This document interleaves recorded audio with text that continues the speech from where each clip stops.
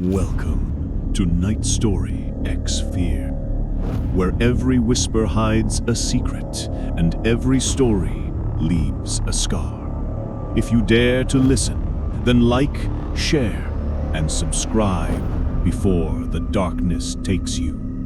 And tell us in the comments what haunts you the most. NightStoryX Fear, where fear never sleeps. This is one of those stories I've been sitting on for a really long time. It happened back when I was maybe 25 or 26, way before I met my wife, way before we had kids.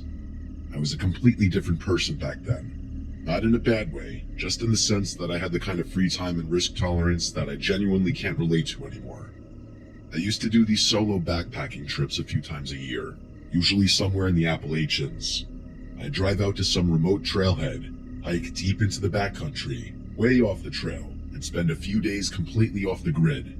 No cell service, no other people, nothing. I loved it. My friends thought I was insane, and honestly, I kind of was. This particular trip was in the Cherokee National Forest, and it changed how I see backpacking forever. I had been out there for 2 days, and everything had been going perfectly. The weather had been great, the trail was quiet, and I hadn't seen another person since the first morning. That changed pretty quickly, though. On the afternoon of the second day, I noticed dark storm clouds building up to the west. I wasn't too worried at first. I'd hiked through rain plenty of times, and it was never a big deal.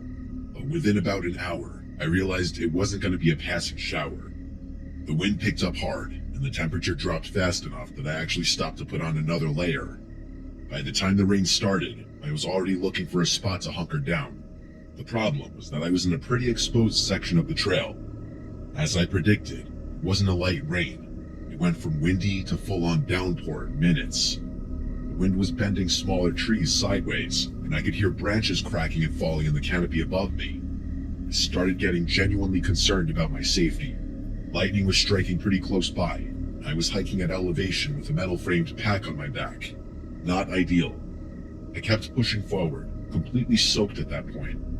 I was scanning the woods on either side of the trail for anything that could pass as shelter. As if by some miracle, I actually saw a structure through the trees off to my left. It was small and dark and partially hidden by the forest, but it was unmistakably man-made. As I got closer, I realized it was a tiny, one-story cabin. They looked extremely old, like it could have been a hunting cabin or homesteader's shelter from decades ago. There was a single window on the side I was approaching. I can't overstate how relieved I was. I practically sprinted over to the thing and pushed the door open. Inside, it was dim but dry. There wasn't much in there, just a chair, a small table, and what looked like a cot frame pushed against the far wall. There was a stone fireplace on the right side that was clogged with old ash and debris. The place honestly smelled really bad, but I didn't care about anything other than stripping out of my soaked clothes and laying down. There wasn't a couch or anything in there, so I literally just picked a spot on the floor and lied down. I was in survival mode at that point, not exploration mode. All I cared about was that I was out of the storm. It wasn't until I'd been inside for maybe 10 or 15 minutes that I started actually looking around. With the storm raging outside, there wasn't much else to do besides flick on a flashlight and snoop, so that's exactly what I did. There was more stuff in that cabin than I had initially realized. For starters, there was a sleeping bag rolled up in the corner near the cot frame. It didn't look ancient like the rest of the place, which confused me. There were also a couple of cans and water jugs on the table, which made me think someone had been using the place as a base camp of sorts.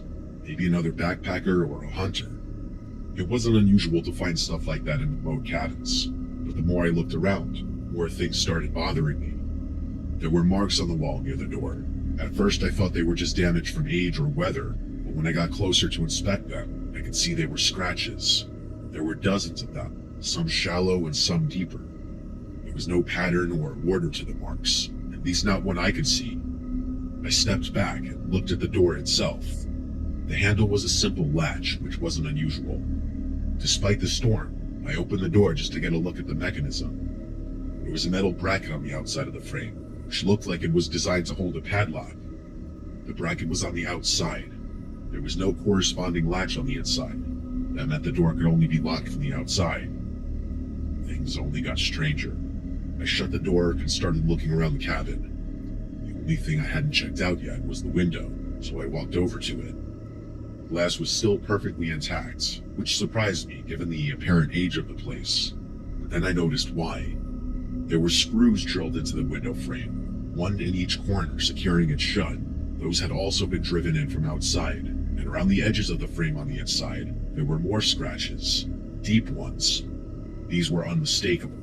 They honestly looked like someone had tried to pry the window open with their bare hands. All of it hit me at once. Someone had been kept in this cabin, trapped, as in kept against their will. I should have left right then. I did consider that, but there was a good part of me that felt like whatever had gone on in that cabin was well in the past. Everything in the cabin looked really old. Even the sleeping bag, which did look on the newer side, admittedly, was rigid and dusty. Plus, the last thing I wanted to do was go back out in that storm again, so I stayed. I'm not sure how much time passed, maybe an hour, maybe more. The storm wasn't letting up at all. If anything, it had gotten worse. The rain on the roof was so loud that it was hard to hear much of anything else. That's probably why it took me so long to notice the other sound. I picked up on the scratching, scraping noises from outside, somewhere along the left wall of the cabin. At first, I thought it was a branch, but I couldn't remember if there had been branches low enough to even touch the exterior of the cabin. As I was thinking about it, I heard two heavy thumps on the porch. They honestly didn't sound like storm sounds. This time I stood up. I did that thing where you freeze in place and try to focus by staring at a random spot on the wall. I was trying to listen. But if someone was moving out there, it would have been impossible to hear over the storm. I started getting paranoid that those sounds I heard were just a few of many, that the rest had been drowned out by the rain. My eyes drifted over to the window. I couldn't bring myself to look through it. If someone really was out there, they'd probably be looking through it. I stayed in that position for what felt like forever. After a while, I started to relax a bit, thinking I had just been hearing the storm, or at the very worst, an animal poking around the cabin.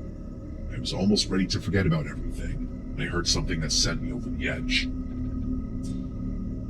Pressure on the door, like someone was leaning their full weight against it from the other side. The wood creaked and the latch rattled once before the pressure released.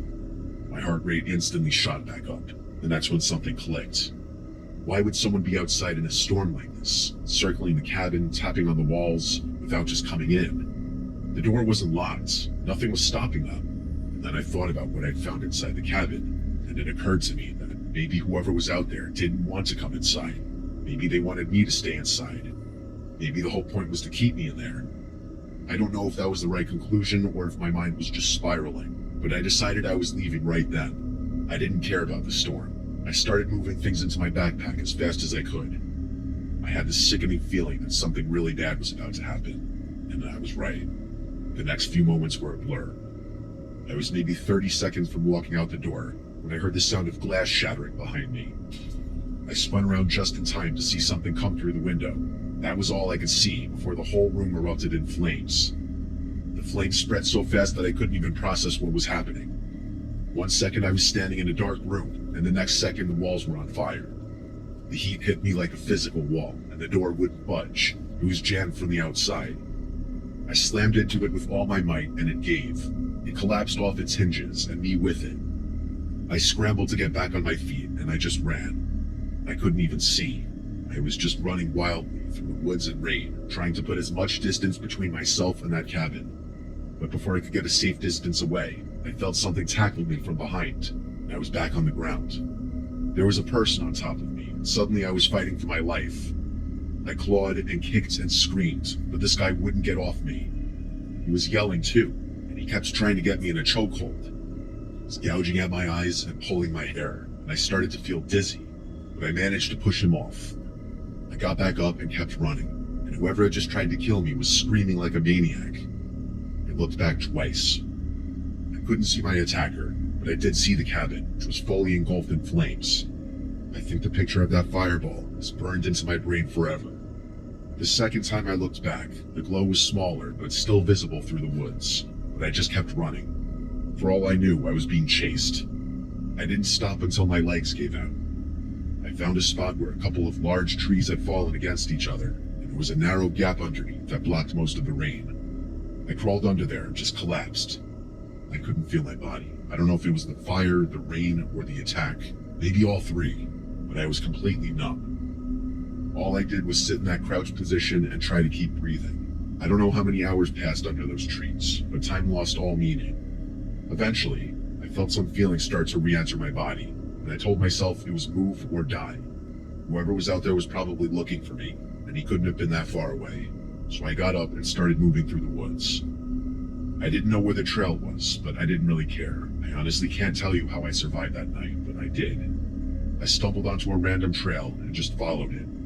I was soaked and probably bleeding from multiple places, but I just kept trudging on. Eventually, the rain subsided a bit, at least enough for me to figure out where I was. I made it to some random trailhead. By that point, the storm had passed. I don't remember too much after that. All I remember is that the first person I saw drove me to a hospital. I had second-degree burns on my left forearm and the back of my neck. Doctors told me I was lucky I hadn't inhaled more smoke than I did. None of it was permanent, but it hurt like hell for a long time afterwards. By the time I was healed and safe at home, I told myself I would never camp or hike alone again. Someone had intentionally set that cabin on fire to kill me. That's the only thing that makes any sense. It was pouring rain, a full-blown thunderstorm, and the roof was metal. There's no way a wooden structure goes up like that fast unless the wood had been treated with something beforehand. I gave the police everything, or as much as I could, but I could tell they weren't really going to do anything. And to be fair, I wasn't in a charted part of the woods, so it would have been silly to hound them. The only thing I don't understand is the timing of everything. My wife would probably tell you I stopped doing solo trips because I grew up and got more responsible, and she's not entirely wrong, but I honestly never told her about this incident. And I know I'll never go backcountry trekking again alone.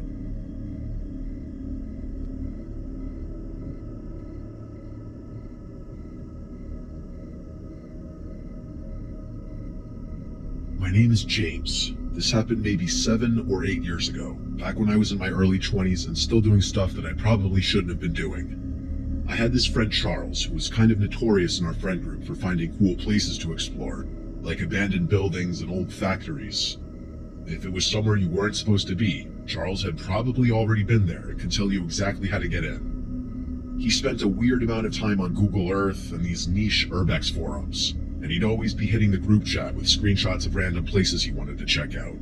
Most of us would entertain his ideas, but never actually follow through. I was usually the exception. Charles and I had been friends since high school, and I think the reason we got along so well was that we had similar thresholds for risk. While most of our friends would hear his pitches and go, "That sounds insane," I'd hear them and go, "When are we going?" It was a dynamic that led to some great memories and a few situations that I look back on now and genuinely wonder how we made it out unscathed. This story is about one of those situations. One weekend, Charles texted me about a fire lookout tower he'd found deep in some forest not far away from us. I really wish I could remember the name of the forest, but I can't. Charles said it had been decommissioned years ago and was just sitting out there in the middle of nowhere, completely untouched. He didn't tell me how he'd found it, but I didn't want to know. He was convinced we could hike out to it, climb it, and spend the night up there. I was more skeptical. I mean, things like that are usually fenced off or at least protected somehow, but I promised him I'd at least come and check it out. To be fair, the idea of being 70 feet or so up in the middle of a forest with a 360-degree view sounded incredible to me. We picked a random weekend and made it happen. Charles planned the entire thing out, including the drive, what to pack, and how to find the tower once we were in the woods. It was a 3-hour drive away, and Charles told me the hike would be off the trail, but pretty short, about 4 miles or so. We drove out early in the morning on Friday and made it into the woods sometime in the afternoon. For some reason, I was kind of expecting us to get lost, or at the very least not find the tower, which is exactly why I was all the more astonished when we actually did. Seeing it through the trees for the first time was an insane sight. I remember blurting out "no f***ing way" when I saw how tall it was. I was even more astonished when we got to the base of it and realized it was completely unprotected or fenced off. It was just sitting there in the middle of the woods waiting for us to find it. The cab at the top was this small square room with windows on all 4 sides. There was a metal staircase that zigzagged up the frame, with a section of vertical ladder for the final stretch up to the cab. The whole thing looked like it hadn't been touched in decades. Some of the lower railings were bent or missing, and there was graffiti on the support beams near the base. To be completely honest, it did not look like the type of structure anyone would be eager to climb, but Charles was practically giddy. While I was hesitating and debating whether I should try convincing him to back out, he had already started climbing. I yelled at him to be careful, and that got him to slow down. I figured, what the hell, and told myself to stop bitching. The two of us made our way up carefully, checking the stairs as we went. Most of them felt solid enough, but there were a few spots where the bolts had rusted through and the steps wobbled. The vertical ladder section near the top was the sketchiest part. It was 20-something feet of straight climbing with nothing but a narrow metal cage around it. The adrenaline rush was insane, but that's what Charles lived for. He made it up without any issues. The view from the cab was unreal. You could see for miles in every direction. We had also timed it perfectly. The sun was maybe an hour from setting. Our plan was to camp out for the night and catch the sunrise. There was a decently wide wraparound walkway up there, which is where we decided to chill, at least initially. We cracked a few beers and just enjoyed the view and some conversation. The sun eventually went down. The sky went from orange to purple to dark blue in a matter of minutes. Once the light was gone, the forest below us was just a black mass in every direction. There wasn't a single light in sight. The stars were incredible, easily the best I've ever seen. But being alone out there in the dark was freaking me out a little. It was just weird not being able to see anything, despite knowing there was a whole forest below us. Charles could tell I was getting a little antsy, and he started messing with me, grabbing my shoulder and stuff like that. But the thing that pissed me off the most was when he smacked his metal water bottle against the side of the tower. It sent this incredibly loud, echoing clang in every direction, probably to be heard for miles. The sound was so loud and ominous that I actually got mad at him. I told him I wanted to go inside the cab, and he finally got the hint. There wasn't much in there, by the way. It had clearly been hollowed out ages ago. He said he was going to finish his beer before coming in and joining me. I was fine with that. I picked a random corner and started setting my sleeping stuff up. But before I could finish, he told me in a very quiet, serious voice to come back outside. Very un-Charles-like. So I did. I walked back around to where he was sitting, and saw that he was pointing diagonally downwards, toward the forest below us. At first I thought he was just messing with me again, but it only took me a few seconds to realize what he was pointing at. There was a light down there. It was faint and pretty far away, but it was definitely down there, and it was genuinely horrifying. It was weaving through the forest at what seemed like walking pace, and my first thought was that it was a person who'd heard the clang from the tower. I don't know why I felt the urge to whisper, but I did. I told him he was stupid for doing that. We were probably moments away from getting caught or arrested or something. He looked at me with this confused expression before saying, "You think that's a person?" Now it was my turn to be confused. What the hell was he talking about? I asked him what else it could be, and he said that light was moving way too evenly. He wasn't exactly wrong. The light wasn't swinging or wobbling the way you'd expect someone carrying a lantern or flashlight to be. But then again, it was probably too far away to tell. I didn't say anything after that. Neither did Charles. Just kept staring at this mysterious light as it continued weaving through the forest. Part of me thought it was just some random hiker that had nothing to do with us, but I knew that was wishful thinking. After a few minutes, it was obvious that the light was getting closer. It was also much clearer that the light was moving perfectly, like it was floating or hovering. Charles asked me what we should do, and I didn't have an answer for him. There wasn't really anything we could do. Like, what were we gonna do, climb down? As we were throwing out more theories, the light suddenly zipped forward, like it skipped a beat. It was really thick, but for a split second that light went from steady, even movement to an abrupt zip forward. Then it was back to steady movement again. I started feeling my palms start to sweat, and I could tell Charles was really freaked out too. I kept trying to convince myself that whoever was down there was just wandering aimlessly through the woods, but again, wishful thinking. They were definitely heading for the tower, and after about 10 minutes, they reached it. At that point, the light was directly below us, and I was bracing myself for someone to yell up to us and announce themselves as police. But no, the light just stopped moving and stayed in that exact spot right below us. From our vantage point straight above, we could see the light itself, but not whoever was holding it. Charles and I stared at it for a while. The suspense was killing me, but it must have been killing Charles even more, because he again did something I wanted to throw him off the tower for. This guy actually yelled, "Hey, are you good?" down at the light, revealing our presence. I looked at him in horror, and genuinely couldn't believe he would do something so stupid. We didn't get a response though. The light didn't even move. We waited a little bit, and then Charles yelled down again, but still nothing. So there we were, 70 feet up in an abandoned fire tower in the middle of nowhere, with someone or something blocking our only exit. We were completely trapped. We must have watched that light for 30 minutes straight, whispering to each other every so often. It never moved once. I wasn't worried about being secretive anymore. Charles had burned that bridge a long time ago, so I did something I should have done a while ago. I grabbed my flashlight and aimed it straight down at the base of the tower. But even after I did that, I still couldn't see the source of the light. Eventually, we accepted that there was nothing we could do and tried to go back to what we were doing. We went back to talking, and I made sure I never took my eyes off that light for more than a few seconds. Charles thought it was some kind of LED that someone had placed there to mess with us, but who the hell would bother doing that? At some point, Charles said he was going to climb down and check it out, and I told him that was insane. Not only was that inviting trouble, but it was downright stupid and dangerous. As we were arguing about it, I glanced down and realized that I couldn't see the light anymore. There was just darkness and more darkness down there again. I frantically scanned the emptiness below us with my eyes, looking for the light, but it wasn't there anymore. Charles seemed relieved, but I was the opposite. He kept telling me to relax, saying whoever had been there had probably left, but I was more freaked out than I had been when the light was just sitting there motionlessly.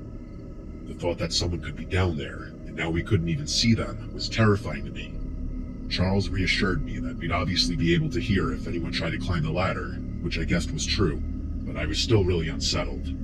Suddenly, I didn't want to be in the open air anymore. I suggested that we wait out the rest of the night from inside the cab, and he agreed. So we went inside and set up our sleeping bags. Neither of us were going to sleep though. That was suicide. Staying awake turned out to be the right decision, because not 20 minutes after going inside, we started hearing noises. The first ones were all metallic clangs that echoed up through the steel frame of the tower. They weren't footsteps, which I want to be crystal clear about, because I was listening specifically for footsteps, and this was not that. It sounded more like someone struck one of the support beams with a wrench or a crowbar. A few minutes later, another one came. This one was more of a grinding sound, like metal being twisted against metal, and it lasted for a good few seconds before stopping. Charles and I kept looking at each other like we were expecting the other one to do something. There was nothing we could do. The sounds kept coming from what sounded like different spots, which was what really got me, because it meant whatever was causing them was moving down there. The sounds continued on and off for a while. I kept trying to map out the sounds in my head, figure out where they were coming from, how many sources there were, whether they were getting closer or staying at the same level. I couldn't make sense of any of it. Charles and I were whispering to each other about what we'd do if we started hearing someone walking up. I was sitting against the far wall of the cab, facing the windows on the opposite side. Charles was on the opposite side, looking over my shoulder. There were so many windows in there that we didn't feel safe and wanted to be able to see out of all of them. There wasn't much to see though. They were all pretty dark, the only light being from the stars and the moon. But then I saw something. A dark outline moved across the glass. My brain couldn't process what I was seeing fast enough, but then it passed in front of the next pane over. That's what did it. I couldn't help but yell. Charles scrambled away from the window. The two of us immediately ran over to the door and pressed our backs against it. If someone tried to come through that door, they were going to have to push through both of us. I kept looking for the figure through the windows, but I couldn't see anything. That was impossible though. Unless they were crawling on all fours, I should have been able to see them. Charles and I sat up like that for a really long time, and I could hear him hyperventilating. What followed was the most tense and terrifying few hours of my life. Charles and I sat there in that exact position like our lives depended on it. By the time the sun started coming up, I was completely exhausted. When it was finally light enough to see, I counted to 3 and then swung the door open violently, expecting someone to be crouching behind it, but there was no one there. Charles and I ran around the side of it to confirm that, and it was clear. I looked down to the base of the tower, and there was nothing down there either. We grabbed our stuff and started descending as fast as we could. We made it about 3/4 of the way down the staircase before Charles stopped in front of me. He just stood on the landing, staring down at the next section of stairs. I looked past him and saw it immediately. An entire section of the staircase was gone. It wasn't just a few steps. I'm talking about an entire section of stairs, straight up missing. It was impossible, but we were staring at it. Someone had deconstructed an entire section of staircase during the night while we were sitting directly above them. That must have been what those sounds were. That didn't make sense. The noises didn't stop until after I had seen the person up there. So had they really crossed that gap twice? In the dark? No way. Plus, there's absolutely no chance someone could have done that without us hearing it. That would have been a lot louder than a few clangs here and there. We stood on that landing for a while, trying to figure out what to do. We had to just jump across.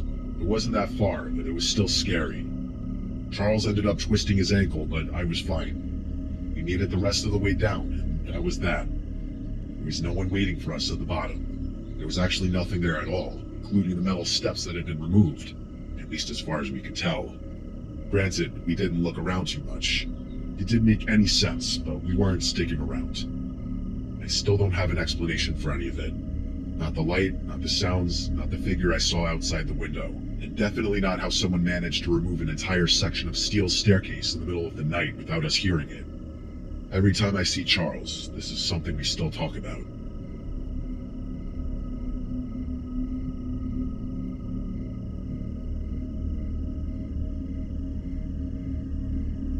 I go camping alone a few times a year. I've been doing it since I was in my 20s, and at this point, I'm in my late 30s, so close to 15 years of solo trips at this point. I know the risks, which is why I carry a rifle. This happened about 2 years ago in the Daniel Boone National Forest in eastern Kentucky.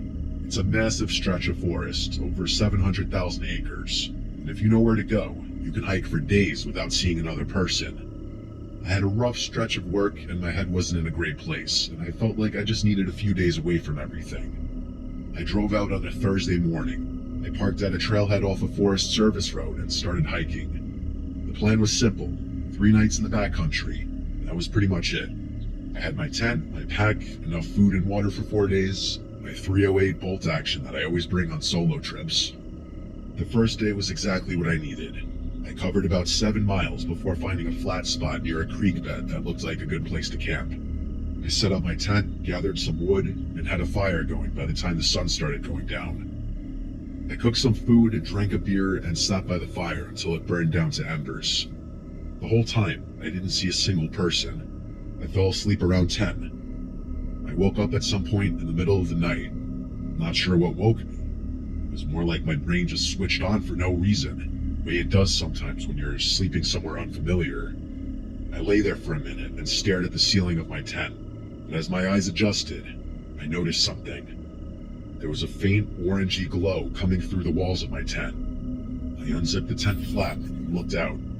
Maybe 200 yards away, through the trees, there was a fire. Not a big one. It was about the size of a campfire. It was definitely there. It was flickering, which is how I knew it was a fire. I watched it for a few minutes, waiting to hear talking or something. I wanted to confirm it wasn't some random forest fire. But after a while of looking at it, I couldn't see or hear anything beyond the fire. Watched it a little while longer, just to see if it would grow out of control, but it didn't. I figured it was another camper set up nearby that I just hadn't noticed during the day. It wasn't impossible, especially since I had gone to sleep relatively early. I figured whoever it was had gone to sleep and left their fire going, which is irresponsible but not uncommon. I watched it for about 5 more minutes, then zipped my tent back up and went to sleep. It didn't bother me too much. When I woke up the next morning, fire was the first thing I thought about. Not because it had scared me, but because I was curious.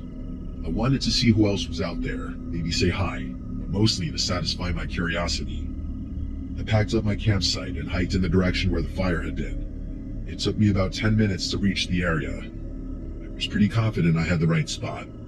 There was a natural clearing that lined up with the angle I'd been looking from. But when I got there, I stopped. There was no fire pit, nor was there a ring of stones or a pile of ash or scorched ground, charred wood, nothing. The ground was completely undisturbed. I walked the whole clearing, checking for any sign that someone had been there, but there was no signs of life whatsoever. The area was pristine.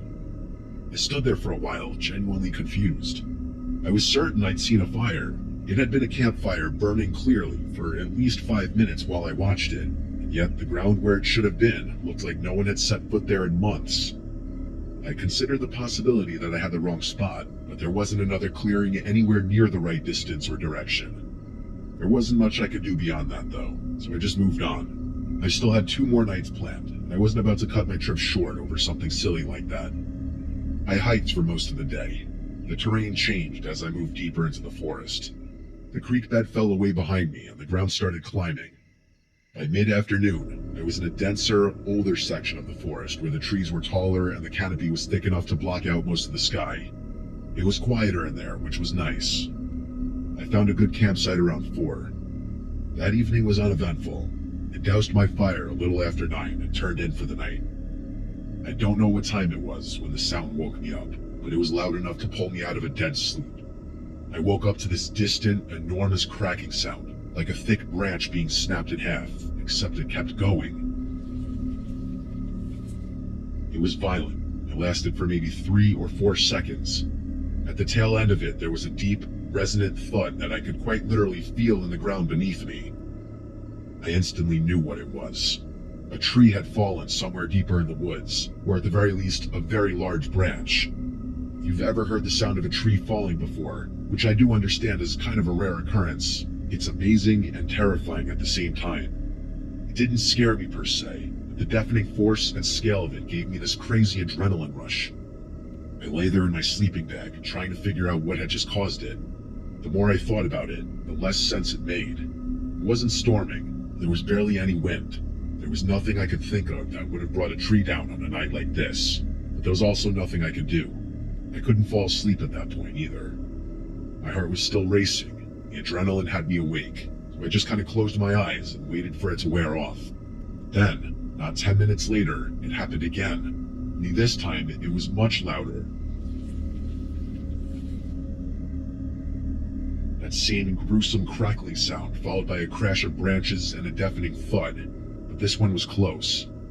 Not right on top of me, but close enough that the sound was almost disorienting, and it came from a completely different direction than the first one. The first tree had fallen somewhere to the south, and the second one was to my northwest. I sat up immediately. Now I was actually scared. 2 trees falling on the same night in 2 different parts of the forest with no wind and no storm. That was inconceivable. I kept trying to come up with an explanation that made sense. The most logical thought was that the first one had caused some kind of chain reaction, but that hypothesis didn't account for the fact that the trees fell in completely different parts of the forest. Whatever brought down the first tree had nothing to do with the second one. They were 2 different events. That was even more inconceivable.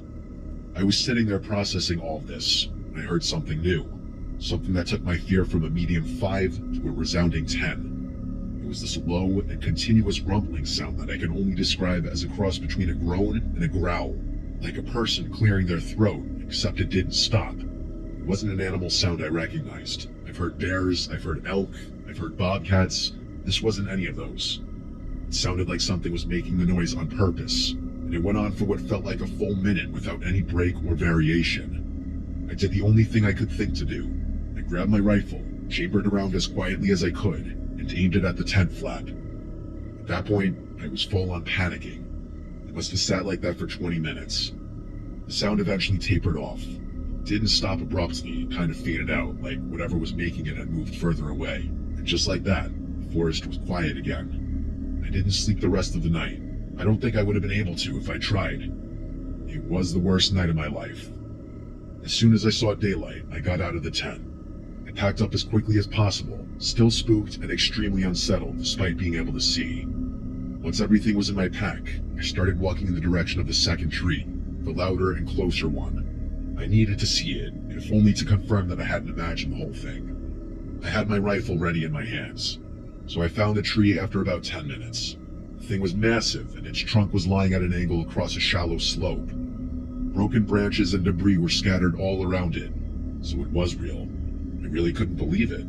I'd been trying to convince myself I had just imagined everything from the night before, but there it was. I needed to keep investigating. I wouldn't have been satisfied leaving without knowing what had caused the fall. I walked over the stump, which was about 3 feet high. The wood where it had broken was pale and fresh, but the break wasn't clean. It wasn't the kind of jagged, splintered fracture you get from wind stress or root failure. The wood around the break point had been torn apart in a way that I had never seen before. Parts of the stump looked like they'd been gouged. I really don't know how else to describe it. There were long, irregular grooves running through the wood at different angles, and and it looked like some of them were up to an inch deep, at least. The wood genuinely looked like it had been stripped and chewed rather than cut or snapped. The more I looked, the more I noticed. Some of the bark around the base had been peeled away in long strips. The exposed wood underneath had that same gouged, chewed up look. I can't pretend I knew what I was looking at, because I didn't. I'd seen beaver damage before, and this was not that. Beavers leave clean cuts. I'd seen woodpecker damage, and this wasn't that either. This was aggressive, messy, and covered way too much surface area to be any animal I could think of. The tree hadn't fallen because it was dead or because the wind knocked it over. Something had worked on that trunk until it came down. Suddenly, I felt this really nasty feeling in my gut. I needed to leave. I stopped examining the tree and started backing away. But as I was turning to leave, something near one of the tree branches caught my eye. There was a small cluster of items sitting on the ground. If it weren't for the fact that they looked man-made, I wouldn't have even bothered checking them out. As soon as I saw what they were, I lost my shit. It was a blue bandana and a carabiner, and they were both my items. I instantly started digging through my pack and confirmed those two items were missing. In that moment, I grabbed my stuff, shoved it in my backpack, and ran. I didn't know if running was the right decision, if that would have attracted attention to me, but I did anyway. I just needed to get out of those woods. I got tired after a while under the weight of all my stuff, but I moved as fast as I could. The hike back took me most of the day, and the entire time I felt like I was being stalked or watched. I felt like something was going to jump out from somewhere any second. I kept my rifle in my hands the entire time. I made it back to my car around 3 in the afternoon. I drove out of there so fast, despite my exhaustion. The first thing I did when I got to a safe distance away was call the police. I don't think they took me very seriously, but I didn't care. I also knew there probably wasn't much they could do, and I didn't care about that either. I was pretty messed up for days afterward. None of it made any sense whatsoever. What I couldn't get over was the fact that my stuff had been rummaged through. Something had either stalked me through the woods, or knew where I was the entire time. That unexplainable fire from the first night must have had something to do with it. There's no way that was a coincidence. And those trees, I still have no explanation for what could have cut them down. I genuinely don't think it was anything human, but as for what animal it could have been, I have no idea. I still go camping, believe it or not. This is something that I think will hang over me forever. First harrowing account comes from Jessica Allen, a night nurse driving the notoriously empty stretch of Interstate 70 across the flat, desolate plains of western Kansas. Used to the monotony of the lonely road, Jessica drove her reliable sedan late one Tuesday night, making her weekly trip back home after a long shift. The time was precisely 4:17 a.m., that pitch-black hour known as the true dead of night, where the veil between the normal and the bizarre is thinnest.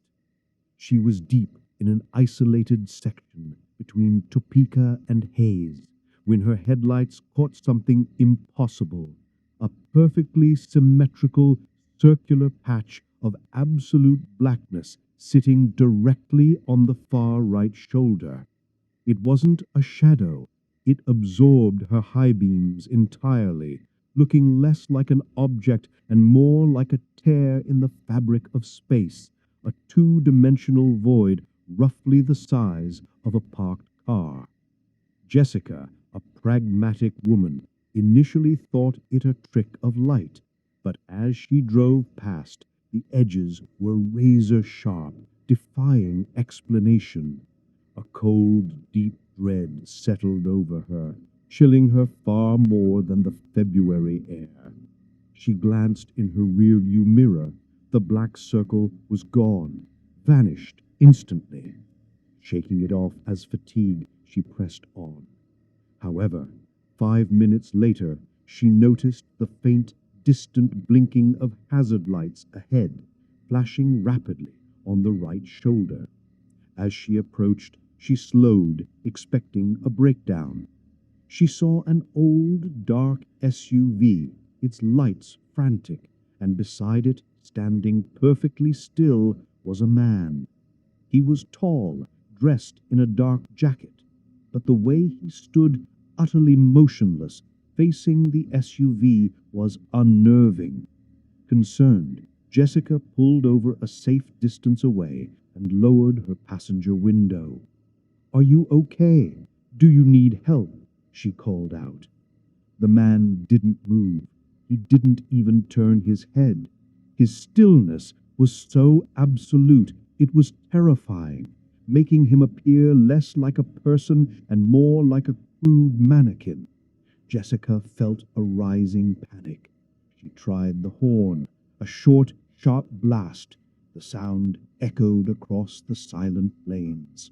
Slowly, torturously slowly, the man began to raise his arm. His elbow remained locked. The entire arm swung up from his shoulder like a rusty hinge, pointing directly at the back door of his SUV. Then he raised his other arm, performing the same jerky motion, pointing at the same spot. He was signaling something, but not to her. He was indicating a specific location on his own vehicle with horrifying synchronized stiffness. Jessica's flashlight beam followed his rigid fingers and fixed on the SUV's tinted rear window. Reflected in the glass, despite the angle, was a faint, hazy glimpse of that circular patch of absolute blackness she had seen earlier. But this time it wasn't on the road. It was inside the vehicle, filling the entire back seat. Just then, the rear window of the SUV, where the black circle was reflected, began to ripple and distort, the tinted glass seeming to melt and stretch like plastic wrap. The black circle inside the car pulsed once, and a single, impossibly elongated white finger, bone-thin and jointless, pressed itself against the inside of the melting glass, leaving a trail of condensation that instantly froze. The man repeated the whisper, his voice now layered with a dozen other distorted, hissing sounds. "It is awake. It wants the quiet. Leave us alone, child." Jessica slammed her window up, her heart a frantic drum. She threw the car into drive and peeled out onto the interstate pavement. As she sped past, she risked a glance in her side mirror.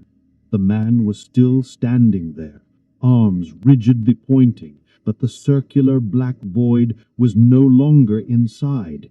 It was growing out of his chest, consuming his jacket and the skin beneath it, expanding outwards like a blot of ink. His head was now tilted back, exposing his neck, which was not skin, but the smooth obsidian surface of the void itself. She drove non-stop until the sun rose. She never reported the incident, knowing its absurdity. But every night since, when she drives past the Hayes exit, she checks her rearview mirror, listening not for the hum of tires, but for a deep, wet, scraping whisper. She never stops to help anyone in the dead of night, knowing that some anomalies on Interstate 70 are not ghosts or people, but voids that simply wait for the quiet and the chance to feed on the light and the sanity of those who drive alone. This terrifying true account comes from Mark Riley, a seasoned long-haul truck driver, accustomed to the desolate stretches of historic Route 66 through Arizona. Mark had seen it all, ghost towns, strange lights, but nothing prepared him for the night he encountered a phenomenon so chilling it broke him. His usual run took him through vast, empty swaths of the painted desert, under an endless, star-dusted sky that swallowed sound, especially the segment of Route 66 between Winslow and Flagstaff. One particular shift, deep in the dead of night, his rig was the only vehicle for miles, the hum of his engine the sole disturbance. Around 3:30 a.m., while navigating a perfectly straight, uneventful section, his powerful headlights suddenly caught something ahead. It was a figure, standing perfectly still in the middle of his lane, facing away from him. A woman, dressed in a faded, old-fashioned white dress, like something from a bygone era. Mark, a professional, immediately slowed down, his heart rate spiking. He laid on his air horn, a thunderous blast, but the figure remained utterly motionless. As he got closer, he prepared to swerve, but something felt profoundly wrong. The woman's posture was too rigid, too unnatural. He brought the truck to a complete stop, perhaps 50 feet behind her, the powerful headlights illuminating her perfectly. He peered through his windshield and saw that her dress was tattered, almost shredded at the bottom, swaying slightly in the imperceptible desert breeze. Her hair, long and dark, hung loosely down her back. Still, she didn't move. Mark, now genuinely unnerved, grabbed his heavy-duty flashlight and his emergency reflective vest, forcing himself to step out of the cab. The cold desert air instantly hit him. The silence outside was absolute, deafening, broken only by the distant, ticking cool-down sounds of his idling engine. "Ma'am," he called out, his voice hoarse. No response. He took a few cautious steps forward, keeping a safe distance, his flashlight beam fixed on her. As he got closer, he noticed something horrifying. Her bare feet, visible beneath the tattered hem of her dress, were completely black, like charred wood, and seemed almost fused to the asphalt. They didn't appear to be on the road, but rather part of it. He felt a deep, primal fear. He noticed a faint, sweet, cloying smell, like singed sugar mixed with something metallic. He called out again, louder, "Are you all right? Do you need help?" Slowly, impossibly slowly, the woman began to turn. Her movement was stiff, jerky, like a marionette with tangled strings, her neck creaking audibly as she rotated. Mark felt a scream clawing at his throat, but it died there. As she faced him, he saw her face. It was utterly devoid of features. No eyes, no nose, no mouth, just smooth, pale, unblemished skin where a face should be. A horrifying blank canvas. Yet somehow he felt an intense, burning gaze fixed directly upon him, a silent, all-consuming stare that bore into his very soul, originating from that empty expanse of skin. The blank face then slowly, grotesquely, began to distort. The skin around where her mouth should be rippled and stretched, forming a terrifying, silent scream, a gaping maw of nothingness that seemed to swallow the light. Her arms, which had been held rigidly at her sides, slowly began to raise, her long, slender fingers unfurling, moving with an unnatural slowness. Mark didn't wait. He scrambled back to his truck, adrenaline coursing through his veins, fumbling with the door handle. He threw the truck into gear, slammed his foot on the accelerator, and sped away, never once looking in his rearview mirror. He drove for hours, pushing his massive rig to its limit. He finally pulled over at a brightly lit all-night gas station in Flagstaff, his hands still trembling. He filled his tank, then went inside for coffee. As he stood by the coffee machine, he noticed a faint, unsettling odor, that same sickly sweet, singed sugar smell, mixed with metal. He looked down on his right hand and saw a faint, almost invisible blemish, a small, circular patch of skin that was perfectly smooth, unnaturally pale, and completely devoid of any lines or pores. It was as if a tiny piece of his skin had been replaced by that same blank, featureless flesh of the woman on the road. The horror crashed over him anew. He tried to scrub it off, but it was permanent, a sickening brand. Mark never drove that stretch of Route 66 at night again.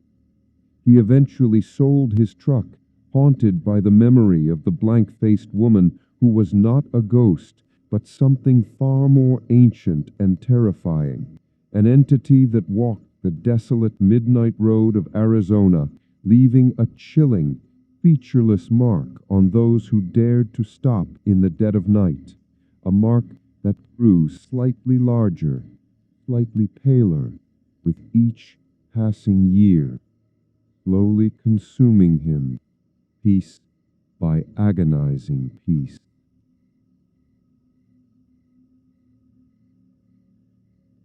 Story 3: The Cold Case of Willow Creek, Colorado. Our final terrifying story takes us to the isolated, snow-dusted mountains near Willow Creek, Colorado, a place known for its breathtaking beauty and chillingly unsolved mysteries.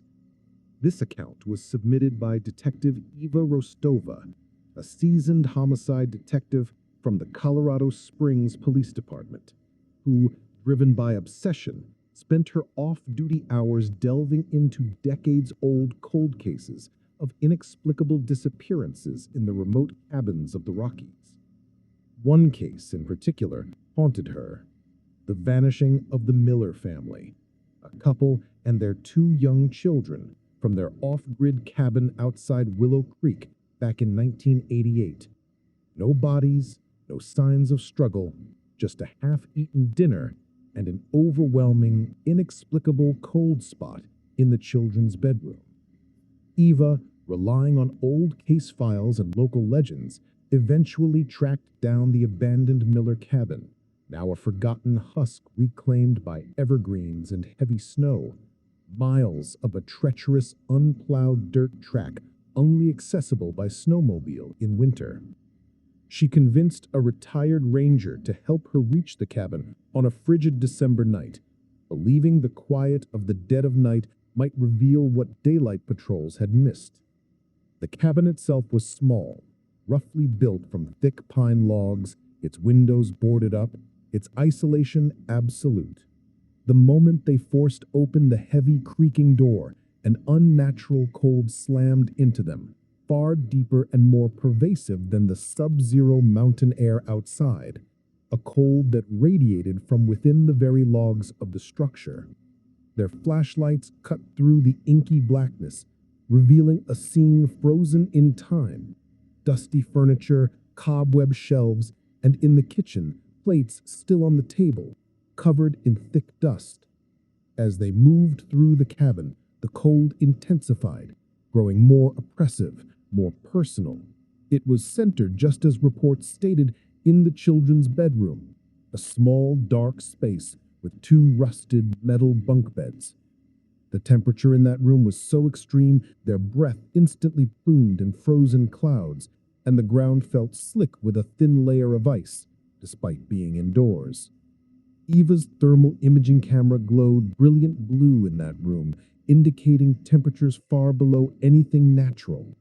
As the ranger shivered, muttering about leaving, Eva noticed faint, sickening sweet scent like overripe fruit mixed with something acrid coming from directly above the top bunk. She aimed her flashlight. On the low, uninsulated ceiling above the top bunk, a dark circular stain marred the wood, subtly pulsing with a faint, internal greenish light that barely pierced the darkness.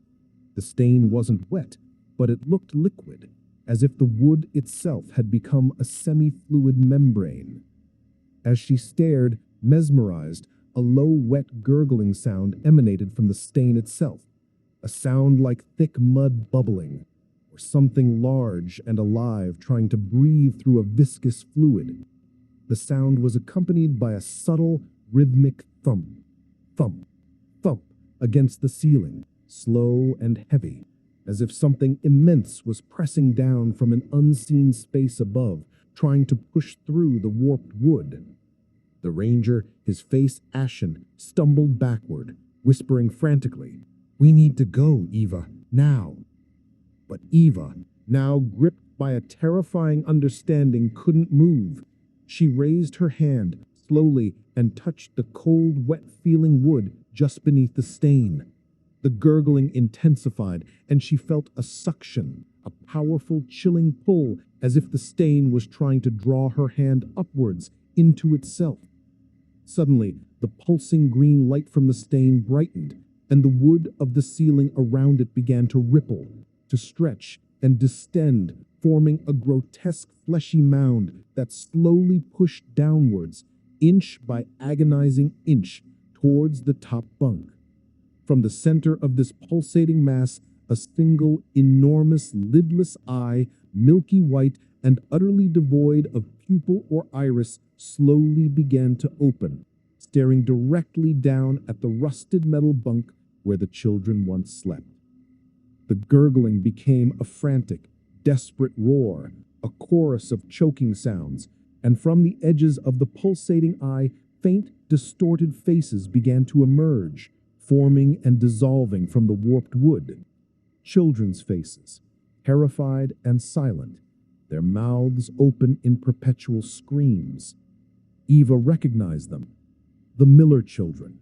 They were not ghosts, they were trapped, partially consumed, their forms suspended in a horrifying, living membrane. The eye focused, not on Eva, but on the space where the children had vanished, and the immense, unspoken hunger emanating from it was palpable. The ranger finally broke, screaming, and fled the cabin. Eva, however, remained, staring into the abyss, mesmerized by the horrifying truth. The cabin wasn't haunted, it was a feeding ground. The cold spot was the ambient temperature of a monstrous, unseen entity that resided in another dimension, using the children's bedroom as its portal. The gurgling was its breathing, the thump its slow, predatory movement. The single lidless eye focused on Eva now, an ancient, intelligent hunger radiating from its depths. The voices of the Miller children echoed in her mind. "It wants you, detective. It's always hungry. It's so cold.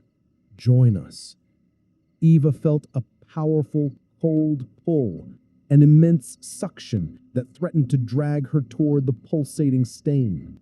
She struggled, fighting against an invisible force, her mind screaming in defiance. She broke free, scrambling backward, stumbling out of the room, out of the cabin, and collapsing into the snow, gasping for air. She never looked back at the small, dark cabin that hummed with a primal alien hunger in the dead of night, knowing that somewhere in the vast, desolate mountains near Willow Creek, Colorado, a lidless eye in the ceiling was still watching, still waiting, and forever hungry. Its cold, gurgling breath, a constant, chilling presence, a horror that had never truly been a cold case, but a perpetually open maw,